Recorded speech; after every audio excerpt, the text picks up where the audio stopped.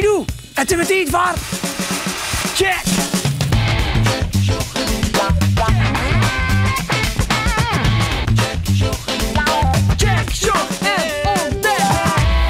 Het is haast weer zo'n 4. Nog een paar weken en dan is het oud-seizoen en dan mag je weer knald worden met allerhande vuurwerk. Dit is net bang voor te wijzen, hè? Want je komt geen knal uit. Deze check je dus hoe vuurwerk en hoe vuurwerk. En echt hoe aliet vanzelfs. Wat de correct is, weet ik net. Maar ze vertelde mij dat ze de zeeoerstekkers horen. Maar eerst. De eerste bewoners van de Antillenflat in Ljouwert binnen weerom in haar eigen wente. Een goed jelletje verlien stwatte een pad van de galerij van de flat naar onderen. Daardoor konden de bewoners er net mee wennen. Ze beverhuizen naar een tijdelijke wenning. Na een flinke opknapbeurt is het nog veilig om weerom te gaan. Hielkje Kooistra wie sneu de allereerste die het waarom ging. Ik denk dat het eerst wel even wennen is. Na zo'n lange tijd weer in mijn eigen plakje, maar ja, ik had er wel zin in. Het gerechtshof had geen uitspraak dien in de zaak Sietske H. Omdat nog net duidelijk is waarom Sietske haar fjouwerpoppen om het leven gebracht had. Het hof wil dat een klinisch psycholoog met Sietske praat. Zo hoop je ze erachter te komen wat hem in de holle van Sietske afspelen had. Hield iets meer jonge mensen raadje verslaafd aan GHB. Alle weekend werden gemiddeld 10 jongeren opname in het ziekenhuis. Ze zijn volslijn uit de tijd. GHB is een soort van druk. Kist er vrij makkelijk aankomen en het is net duur. Daar komt het ook van dat de drug zo populair is bij jongeren. Maar GHB kan een soort skeer-aanreactie in de hersenen. Verslavingszorg Noord-Nederland waarschuwt het jongeren terugverlichting te jan. Dan beginnen we nu al mee op de legere squallen in de laatste groepen om mensen te confronteren en jonge mensen zich bewust te maken van de gevaren die we hebben. Sinterklaas is nog maar correct het land uit en wij maaien zo weer op voor de orenfeesten. Christ en Oud-en-Nij. Lekker knoeien mijn vuurwerk, hartstikke vet en stoer. En het gaat altijd goed vanzelf. Of toch net?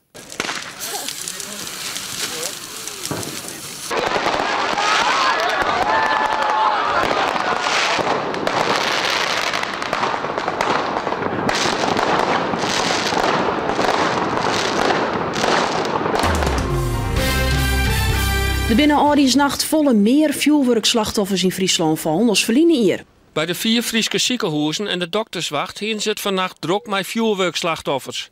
6 keer zo volle als verliezen hier. Wat opvalt is dat er relatief een soort jonge band tussen zo'n en toven hier vuurwerkletsel oproen ha. Het gaat dus net altijd goed. Alle jaren binnen wij vuurwerkslachtoffers. En eens is dat vreemd, want wij weten al lang dat vuurwerk gevaarlijk is. En alle jaren wij worden van waskogen. Dit direct. Master Sjen, dit binnen wel een heel soort belangrijke mensen bij elkaar. Sjoch, cameraploegen. Wij dat als politie zouden kunnen doen voor de klas. De radio is er. En de burgemeester van Ljouwert. Deze vrouw werkt bij de rechtbank. En meisken van de politie binnen er. Zo belangrijk vinden die meisken het dus al jaar om te waskochen van vuurwerk. Oh ja, en Ben binnen er ek. Dit is groep 7 en 8 van basisschool de Ebenhezer uit mijn naam. Zij krijgen joert een soort jaren over het gevaar van vuurwerk. Vooral van illegaal geword. Sjoch maar eens, wat biegelijk een nitraatbom onreachtje kind. Ongelooflijk, hè? Het zal maar je hoofd zijn.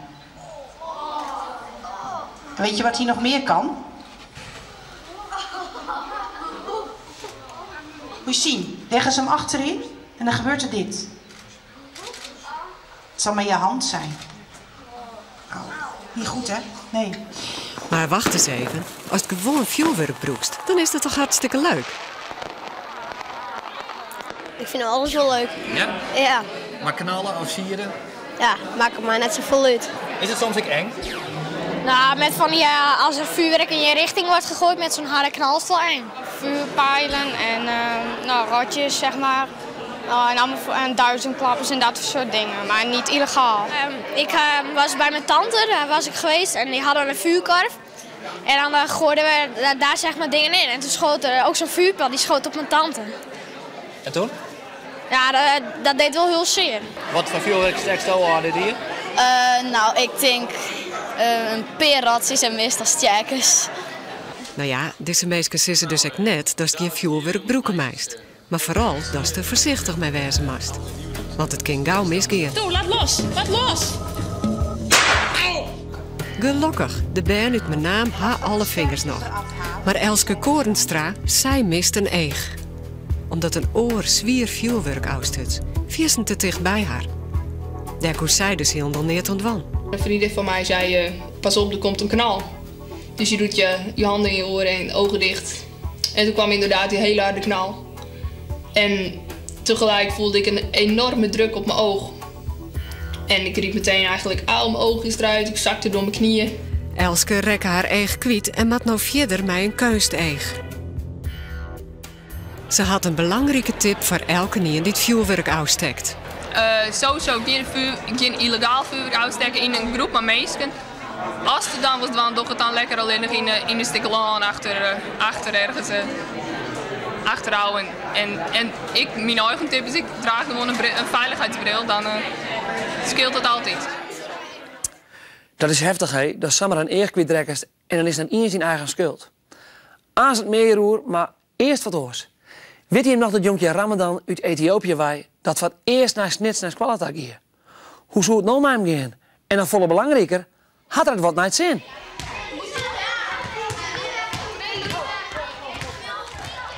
In deze gymnastiekles in elk geval wel. Yeah, I like it very much. What is your favorite sport? The basketball. Maar de Nederlandse taal is vanzelfs best lastig. 2 keer in de week krijgt Ramadan extra les in het Nederlands. En hij kent ook al wat Nederlandse woorden. I know fiets, auto, boom, mensen, tafel, stoel. Hij moest heel hard werken, hij moest heel hard werken, elke dag. Elke dag. Goed zo. Nou. Soms zijn wij verbaasd over wat hij al snapt van het Nederlands. Ja. Alles is nij van Ramadan. Bij ons is december echt een feestmaand. In Ethiopië vieren ze bijgelijks geen Sinterklaas. En ek Christ en Oudernij gaan als gewone dagen voorbij. No, New Year is still the same. And here they have fireworks, they have a lot of things. But in Ethiopia, nothing. Everything stays normal. Everybody sleeps. In the morning they wake up, they go to work. Elske uit Oudege is haar eer kwijtrekken omdat een oornien vlakbij haar vuurwerk afstuts. Elske weet net water die in had en de dier er is nooit voen. En dat vindt ze bij de politie echt tegen vervelend. Daarom wil de politie er heel streng op wijzen om te zien dat geen gevaarlijke dingen doch met vuurwerk.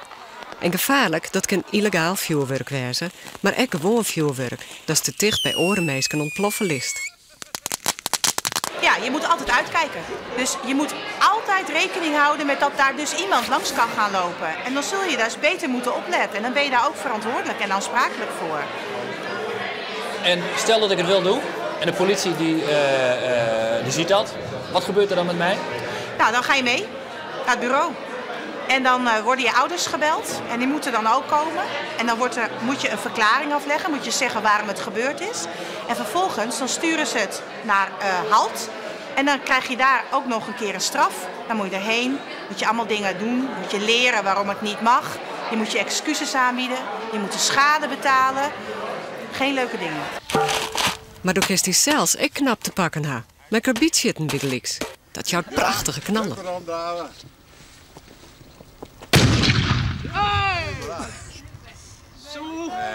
Maar zo'n gevaar is het net. Vreeg je maar een Siebrand. We gingen geen fakkel meer, maar de benzinewiel kon er weer aansteken. Dus dan zei ik, dan doe ik het wel mijn grondbloem. Want ik kom die steekflanken van nou. En die vonkjes die kwamen al eerder bij de bus dan ik dacht. De vonkjes van die land kwamen bij de bus. En hier had ik een nijdacht. En toen knalde die saai in mijn gezicht. De bus kwam omheen? De bus kwam omheen, ja. En in mijn gezicht. Dan kwam een dikke reekwolk. En toen lag hij op de grond. En dan lag al die bloed. En dan dikke gezicht lag dan. Dit deel lag iepen. Ja, daar heb ik zelf helemaal niks van. Ik had het juist. En hoe was het in het ziekenhuis gebracht? Ja, naar het UMCG in Grens. En wat is er gebeurd? Er had ze me geopereerd. Van binnenuit. En van boeten, want wie en ik PSV-nieuwen, die wie en ik kapot. En had ze alle hechtings binnen. Nou, je boeten had ze dingen. Toen, nou ja, letterwerk weg. Oh ja. En hier had ik nog een plaatsje. En hier zit een gat in. En hier weet ik helemaal verbrijzelen. En hier ergens ga ik nog naar een lief deukje. Maar ik kan het net zien, maar als ik kan wel vernemen. Siebrand had uiteindelijk alleen nog maar een grut litteken oerhouden. Maar ik zien dat het vlakbij zijn eigen en slierplans rint. Hij had dus hartstikke volle gelokhoorn. Maar Spiet had er wel. En daarom waarschuw je al deze meisken er maar weer een keer voor. Want... Precies. Hey jongens, een bril erbij, maar oud en nij.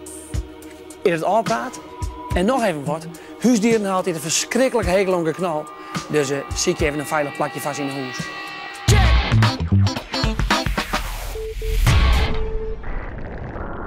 Joerdocht Jereveen-speler Narsing zijn tricky. Hij is 21 jaar oud en een groot talent, want hij speelt het zelfs al bij Jong Oranje. Ik ben Luciano Narsing van Jereveen. Ik ga het trucje doen, maar dat doe je niet zo vaak in de wedstrijd.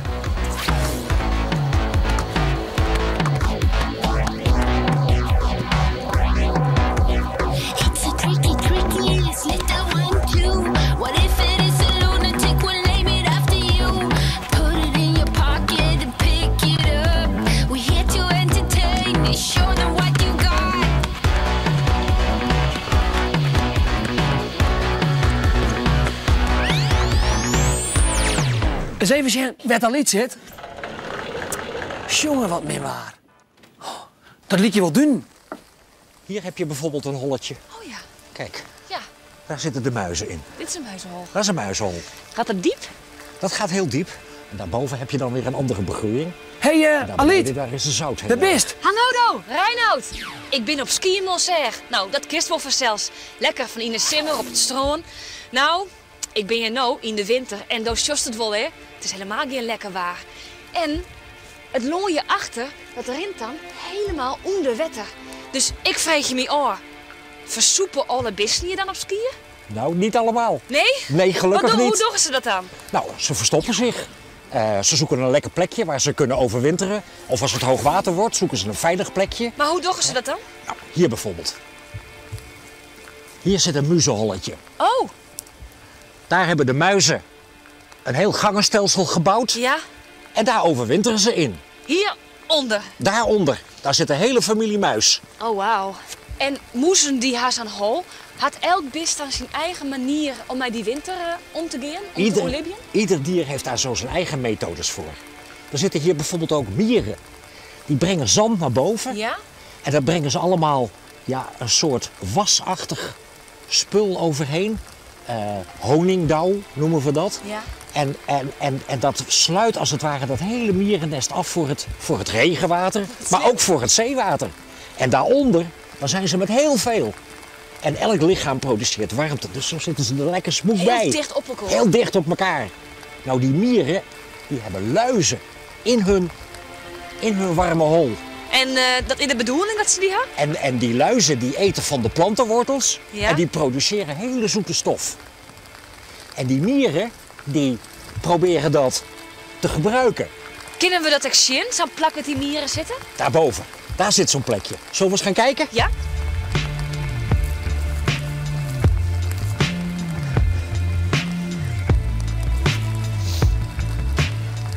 Dit is nou zo'n mierennest. Dit is wel een kleintje, want soms zijn het wel zulke grote bulten. Ja. Maar dit is maar een kleintje. En hier zitten die mieren onder. Maar ook die luizen. Die zitten hier onder de grond. En die worden als het ware door de mieren uitgemolken, gestimuleerd om maar die zoete stof af te scheiden. Want die eten ze namelijk zelf op, daar leven ze van.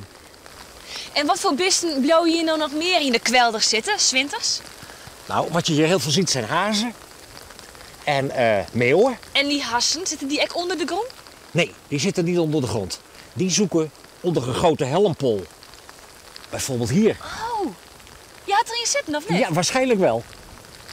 Maar die zoeken echt een heel beschut plekje, helemaal onder de vegetatie op de grond. En daar brengen zij de koude winternachten door. Ongelooflijk. Knap, hè? Ja, heel knap. Ja. Nou, ik ben ervan onder de indruk hoe de besten hoe winter hier op Ski Monser. Maar hoe moet ik zelf hoe winter hier? Ik ga maar gauw naar binnen, denk ik. Tot de volgende keer, Reinoud. Doeg! Oké, Aliet, je stond met mij een lekker warm kopje poeier maken bij de kachel zitten. En blijf maar mooi op dat Noffelijke eiland. Dan zie ik die na je weekend wel weer op. Houdo! Check, shop en ontdek! We hadden al eerder gewoon in check, maar dit is dan echt de allerlaatste keer. We hakken het over het squallenuniform. Op basisscholen Bissekids in Almere binnen ouders, juffen en masters tegen enthousiast over het dragen van een verplicht uniform op squallen. Maar een squallenuniform, wat is dan precies aan? In ieder geval rare schoenen, een zwarte broek, een stropdas en een witte trui onder en een soort van Spencer. De band van basisscholen Busy Kids in Almere hoegen maar eens net na te denken over welke kleren ze onderloeken matten. Na de simvakantie kregen alle banden een uniform van de directrice. Waarom eens? Als kinderen allemaal andere kleren aan hebben, dan zie je vaak dat er wat ruzie in dingen is. En de een heeft hele mooie kleren en de andere heeft gewoon goedkope kleren, afhankelijk van de inkomens van de ouders. En nu zijn ze allemaal gelijk en dan behoor je tot de groep. Dan ben je gewoon één van de groep. Daar tochten deze jongens oor. Ik heb liever dat we onze eigen kleren aan hebben. Ik twijfel een beetje over, maar misschien lachen andere kinderen me uit. Wils de famkes er wel zin in hier? Het zit wel lekker fijn. Dan hoef ik niet elke keer uit de klerenkast gaan kijken. Welke kleren moet ik nou aan? Welke en dit en dat. Het is wel veel beter om uniformkleren te dragen. Ja, het scheelt maar als een prototype. Daar had Nesrine gelijk om. Maar nu de uitslag op de Pollepjes huispagina over het dragen van het uniform op school. De vraag is, zou Sto een uniform dragen willen op school? Ja, zei 3,1%. En nee, zei 90,6%. En het maakt het mij net uit, zei 6,3%. En dan de tweede vraag, zou er in de roesje maken worden als de band een uniform dragen? Ja, zei 34%. En nee, zei 66%. Dus de meerderheid in Friesland denkt net positief over het dragen van een verplicht uniform op scholen. Ik ga nog even bellen met de basisscholen in Almere. En ze zeggen daar zelfs dat de band binnen die naast kwaliteit het scholenuniform gewoon aanhouden. Wat ik nog wel even van je weten wil, is je mening over masters op scholen. Wat is beter voor de scholen, een master of een juffrouw? Jouw mening op de poll op onze pagina check.hives.nl. Oké, dit weer nog even deze week. Na je week check ik je weer. En dan is de allerlaatste check. Dus alle je even zien, hè. En nou nog even wat een gezelligheid. Haha, een vuurtje erbij. Oh. Houdo, hè.